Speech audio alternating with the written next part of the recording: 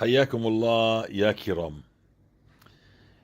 بدي أحببك بالاستغفار وأبقى أتكلم عن الاستغفار، لأنه الاستغفار هو كل شيء تبحث عنه. والله قسما بالله أنت لربما تفننت في عبادة الله، ولكنك لم تأخذ الاستغفار محمل الجد بلزوم الاستغفار.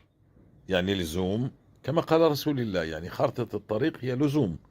يعني دائما أنا مستغفر، فإن قرأت القرآن برجع للاستغفار، إن صليت على رسول الله برجع للاستغفار. فالغالب علي بالليل والنهار هو أستغفر الله أستغفر الله أستغفر الله. شايف الهم إنك أنت مثلا بدك تعمر بيت ومش عارف منين تبدأ، وين أدور شغل، أنت استغفر. أنت استغفر وشوف الهموم تبدأ تهدأ معك. هذه الهموم إذا تكفى همك عذرا سيجعل الله من لزم الاستغفار، جعل الله له من كل هم فرجا ومن كل ضيق مخرجا ورزقه من حيث لا يحتسب. فهذا الهم سيبدأ يهدأ يهدأ يهدأ. أنا ما بقول لك يوم ويومين وأسبوع وأسبوعين وشهر وشهرين، لكن أنا بقول لك إلزم الاستغفار والأمور تدريجيا ستبدأ تتغير معك.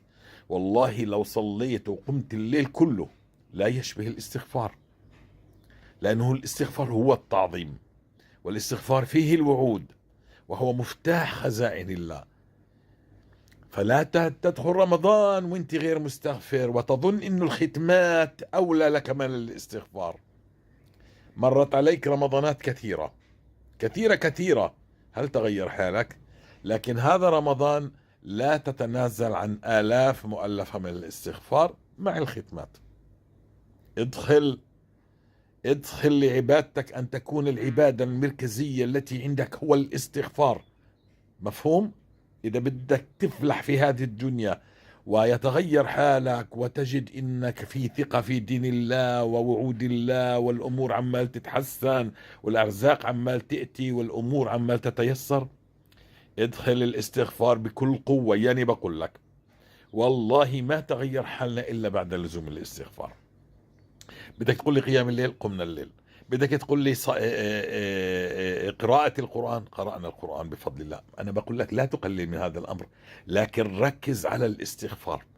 وما كان الله معذبهم يستغفرون. جد لي حالك بالاستغفار عشان تعيش حياة طيبة كريمة ملئها الرضا، ملء رضا عن ربك. الله ينتظرك أن تستغفر عشان يفتح عليك الخزائن، وانت بدك تحوقل وانت بدك تروح تعمل أشياء أخرى.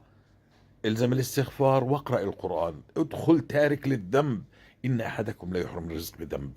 فلا تستمر بالذنوب، وقف الذنوب والزم الاستغفار مع كل العبادات سترى عجب. السلام عليكم.